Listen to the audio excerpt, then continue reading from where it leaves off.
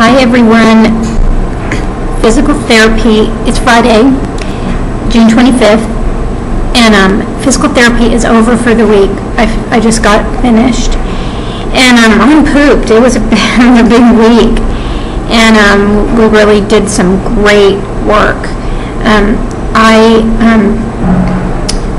have a stem cell injection this afternoon, and then I have the weekend off. My sister Sharon is coming tomorrow evening, so I have pretty much all day tomorrow to kind of do whatever I want. And on Sunday, I made a little reservation, and we're gonna have lunch by the ocean on the terrace of a Lebanese restaurant.